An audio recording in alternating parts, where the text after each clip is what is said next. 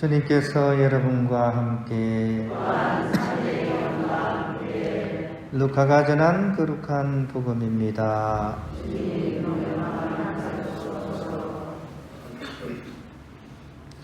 예수님께서 어느 한 고을에 계실 때 온몸에 나병이 걸린 사람이 다가왔다. 그는 예수님을 보자 얼굴을 땅에 대고 엎드려 이렇게 청하였다. 주님께서는 하고자 하시면 저를 깨끗하게 하실 수 있습니다. 예수님께서 손을 내밀어 그에게 대시며 말씀하셨다. 내가 하고자 하니 깨끗하게 되어라. 그러자 곧 나병이 가셨다. 예수님께서는 아무에게도 말하지 말라고 그에게 분부하시고 다만 사제에게 가서 내 몸을 보이고 모세가 명령한 대로 내가 깨끗해진 것에 대한 예물을 바쳐 그들에게 증거가 되게 하여라 하셨다. 그래도 예수님의 소문은 점점 더 퍼져 많은 군중이 말씀도 듣고 병도 고치려고 모여왔다. 그러나 예수님께서는 외딴 곳으로 물러가 기도하셨다. 주님의 말씀입니다. 평안을 빕니다. 미국에서 실제로 있었던 일인데요. 어떤 사회학자가 이렇게 학생들한테 연구 과제를 줬습니다.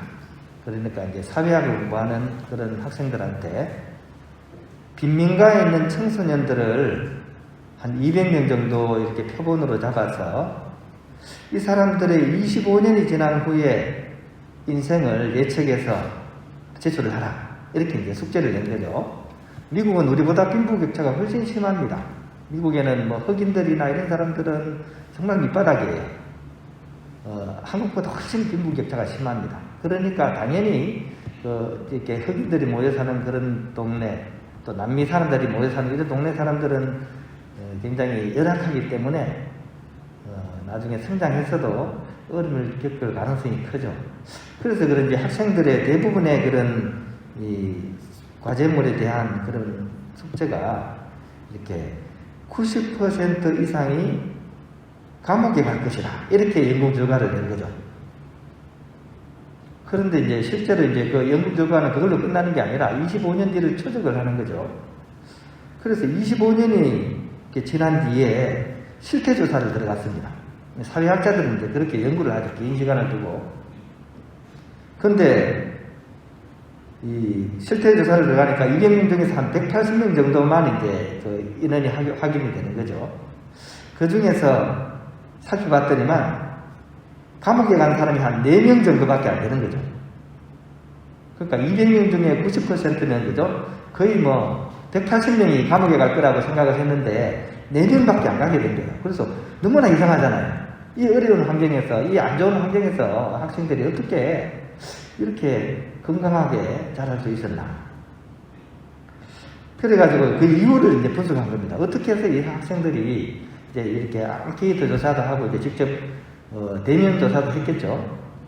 그러니까 학생들이 이제 하나같이 하는 얘기가 자기가 참 여러 가지 유혹도 많고 어려움도 많았는데 내가 그래도 좀 어려운 환경에서도 그래도 올바르게 살아가려고 노력하는 것은 다 오르크 선생님 덕분이다. 오르크 선생님. 그래서 이제 방송국에서 야 이거 특종이다 이거는 어떻게 오르크라는 선생님의 영향이 학생들에게 영향을 미쳐가지고 이래가지고 이렇게 이 학생들이 이렇게 건강하게 자랄 수 있었나. 이걸 하기 위해서 이제 선생님을 이제 또 소수문을 한 거죠. 그러니까 이제 그 선생님이 이제 양론에 가 있다는 그런 얘기를 듣게 되고 그래서 이제 그 선생님을 찾아가서 인터뷰를 한 겁니다. 우리가 이런 연구를 했었고 이런 취재를 했었는데 학생들이 하나같이 선생님 때문에 이렇게 인생을 참 나름대로 어려운 가운데서도 열심히 살아가려고 한다. 그 비결이 뭘까요? 하면서 이제 선생님한테 질문을 한 거죠. 그 선생님은 한참을 생각하더니만 글쎄요 그러면서 나는 그저 걔네들이 너무 딱해가지고 내가 좀 잘해준 것밖에 없다고 이렇게 얘기를 한 겁니다. 그러니까 어려운 환경에 있는 애들에 대한 그런 측은지심이 생겨가지고 그 아이들에게 이제 사랑을 베풀었던 거죠, 이 선생님이. 근데 이게 그 200명이 되는 학생 중에 거의 대부분의 학생들에게 좋은 영향을 미쳐가지고 이 아이들이 잘 자랄 수 있도록 해준 그런 사건이었습니다. 이 사랑의 힘인 거죠. 사랑의 손길. 이것이 얼마나 큰 힘을 발휘하는지 우리는 이 일화를 통해서 확인할 수 있는 거죠. 오늘 복음도 마찬가지입니다. 오늘 복음의 그 사랑의 손에 관해서 초점을 맞추고 있습니다. 나병 환자들이 막 왔는데 예수님께서 어떻게 치료합니까? 그냥 쳐다보고 다 나았어, 집으로 가시오, 이렇게 하지 않죠. 예수님께서 어떻게 하십니까? 그 사람들을 만지고 치유해주는 그런 모습을 볼 수가 있어요. 기적을 일으키는 손길이죠. 그죠? 기적을 일으키는 손길. 이게 이스라엘판 내 손은 약손이다. 기억나시죠? 내 손은 약손이요, 네 배는 똥배다. 기억나시죠? 제가 어릴 때 배 아프면 할머니가 자주 하시던 얘기, 내 손은 약손이요, 네 배는 똥배다. 근데 희한하게 그렇게 몇 번 하면 배가 안 아픈 것 같더라고요. 그죠? 이 사랑의 손길은 이렇게 좋은 영향을 미칩니다. 반대도 있어요. 사랑의 맴매는 어떻게?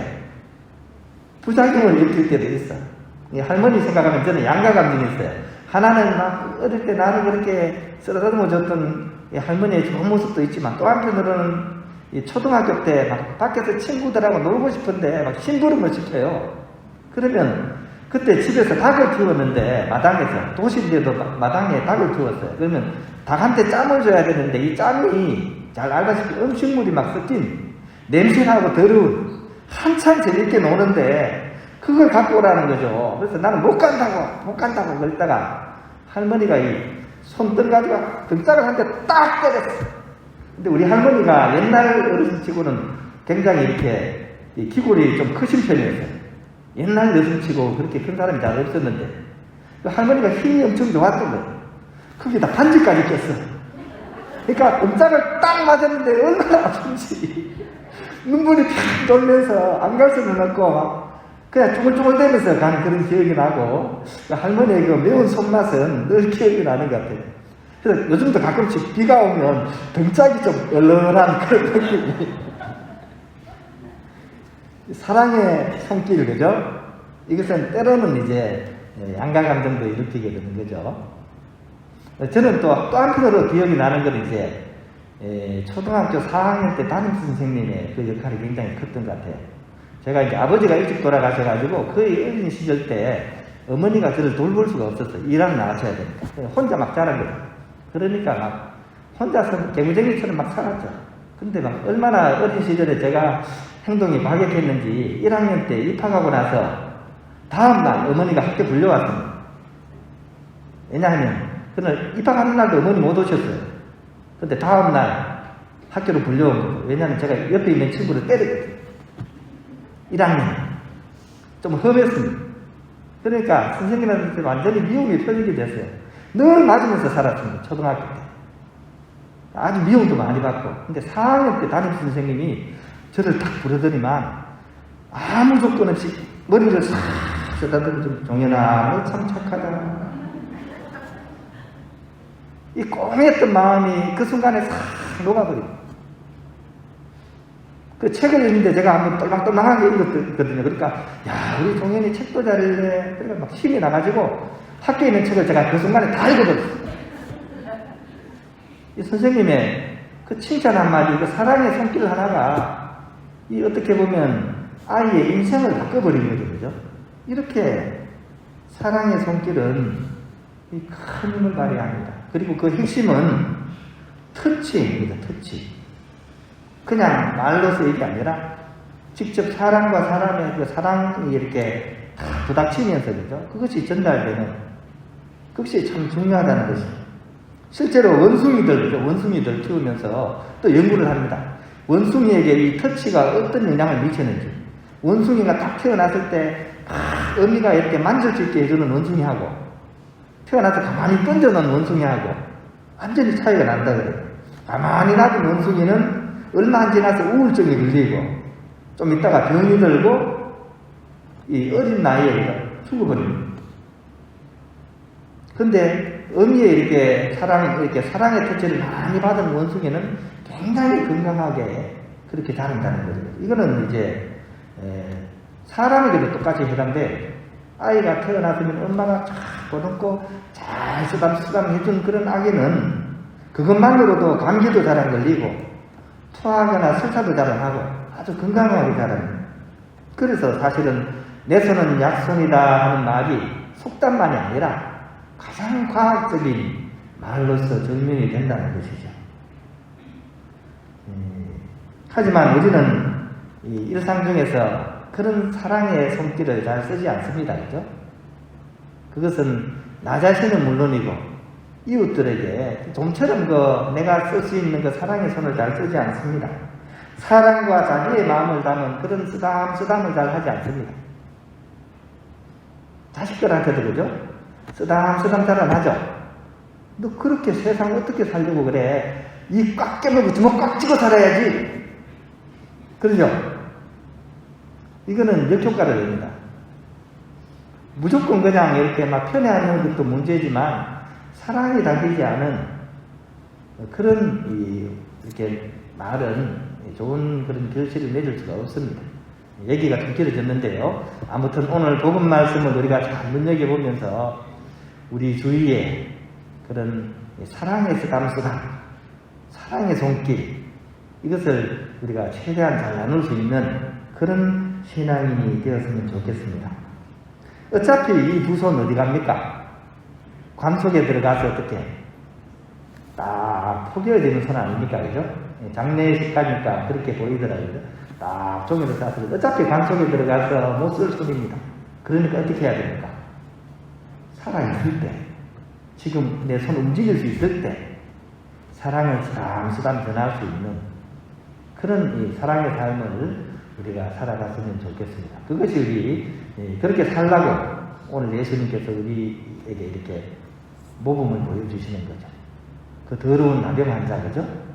그 누가 손대고 싶겠어요? 그때 예수님께서는 바로 그 사람을 걷어안고 상처난 데를 어루만져주면서 쓰담쓰담 하면서 그 사람의 마음의 치유부터 시작해서 몸의 치유까지 이뤄내는 그런 놀라운 모습을 우리에게 보여주고 있습니다. 이 모습을 우리 마음에 새기면서 오늘 하루 쓰담쓰담 하는 그런 사랑의 하루가 되었으면 좋겠습니다.